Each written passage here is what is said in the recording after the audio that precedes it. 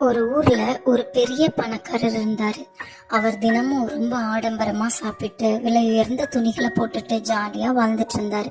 அதே சமயம் அவரோட வீட்டு வாசல்ல லாசரு அப்படின்னு ஒரு ஏழை படுத்திருந்தார்.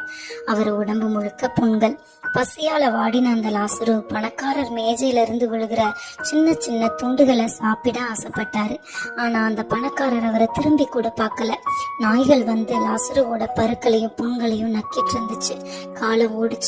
2 பேருமே இறந்து போனாங்க. ஆனா அங்கதான் ஒரு பெரிய மாற்றம் நடக்குது. தேவதூதர்கள் வந்து லாசருவை ஆபிரகாமோட மடிக்கு கொண்டு போறாங்க.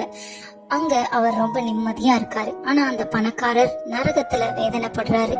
அவர் அங்கிருந்து அண்ணாந்து பார்க்கும்போது தூரத்துல ஆபிரகாம் கூட லாசரு சந்தோஷமா இருக்கிறத பாக்குறாரு. பணக்காரர், ஐயா ஆபிரகாமே, என் மேல இறக்கப்படுங்க.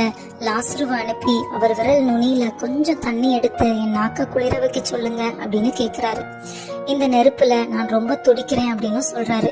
அதற்கு ஆபிரகாம், மகனே யோசிச்சு பாரு, நீ உயிரோடு இருந்தப்போ எல்லா நல்ல விஷயங்களையும் அனுபவிச்ச. ஆனா லாசரு கஷ்டங்களை மட்டும்தான் பார்த்தாரு. இப்போ அவர் இங்க ஆறுதலா இருக்காரு, நீ அங்க வேதனைப்படுற. அது மட்டும் இல்ல, நமக்கும் உங்களுக்கும் நடுவுல ஒரு பெரிய பள்ளம் இருக்கு.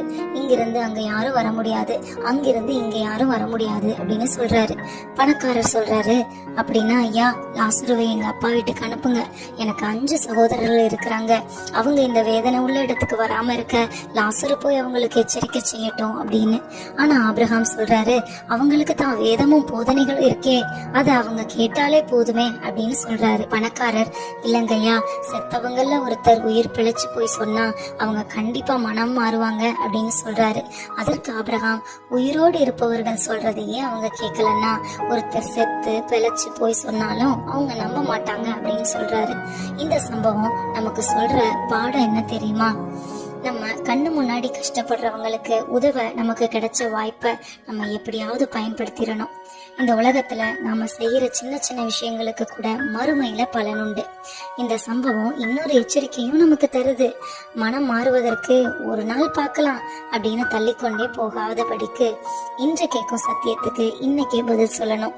ஏன்னா வாய்ப்பு இருக்கும் காலம் இதுதான். பின்னால வருத்தப்படுவதற்கு பயனில்லை.